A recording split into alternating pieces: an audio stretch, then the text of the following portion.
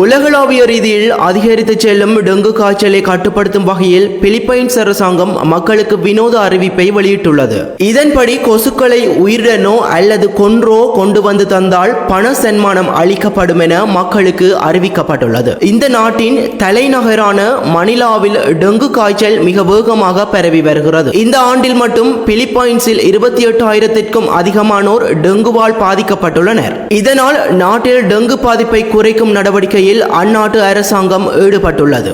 Dengue நோயை ஏற்படுத்தும் நுளம்பு குறித்து மக்களிடையே விழிப்புணர்வை ஏற்படுத்தவும் டெங்கு நுளம்பை ஒழிக்கவும் பிலிப்பைன்ஸ் இந்த அறிவிப்பை வெளியிட்டுள்ளது. அதன்படி பொதுமக்கள் நுளம்பை உயிருடனோ அல்லது கொன்றோ கொண்டு வந்து கொடுத்தால் 5 நுளம்புகளுக்கு ரூபாய் 1.50 வீதம் எத்தனை கொசுக்களோ அத்தனைக்கும் சன்மானம் வழங்கப்படும் என அறிவிக்கப்பட்டுள்ளது. இதனால் அவற்றை பிடிப்பதையே சிலர் முழு நேர வேலையாக கொண்டு நுளம்புகளை பிடித்து வருவதாக தகவல்கள் வெளியாகியுள்ளன. மேலும் சில இடங்களில் மக்கள் பணத்திற்காக தண்ணீரை தேங்க வைத்து நுளம்புகளை வளர்த்துவிடும் அபாயமும் உள்ளதாக சிலர் எச்சரித்து வருகின்றமையும் குறிப்பிடத்தக்கது.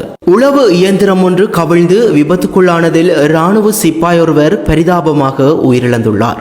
இச்சம்பவம் நேற்றைய தினம் மாலை 3 மணி அளவில் இடம்பெற்றுள்ளது. ராவணா கொட விஜயபாகு முகாமையைச் சேர்ந்த இராணுவ சிப்பாய் ஒருவரே குறித்த விபத்தில் உயிரிழந்துள்ளதாக தெரிவிக்கப்படுகிறது. விடுமுறையில் தனது இல்லத்திற்கு வந்து விவசாய பணியில் ஈடுபட்டிருந்த போது இந்த அசம்பாவிதம் இடம்பெற்றுள்ளது. இவ்வாறு உயிரிழந்தவர் கொட்டாகெனப்பெட்டிய ஜயந்த ஜனித் ஹேரத் என்ற 29 வயதையான இராணுவ சிப்பாய் என அடையாளம் காணப்பட்டுள்ளது. இவரது உடல் டிகோயா கிழங்கன் ஆதார வைத்தியசாலையில் உள்ள பிரேத அறையில் வைக்கப்பட்டுள்ளது. இந்நிலையில் இன்றைய தினம் சடலம் மீதான உடற்கூற்று பரிசோதனை இடம்பெறவுள்ளதுடன் உடற்கூற்று பரிசோதனைக்கு பின்னர் உடல் அவரது உறவினர்களிடம் ஒப்படைக்கப்பட உள்ளதாக பத்தனை போலீசார் தெரிவித்தனர். இச்சம்பவம் தொடர்பில் திம்புல பத்தனை போலீசார் மேலதிக விசாரணைகளை முன்னெடுத்து வருகின்றனர்.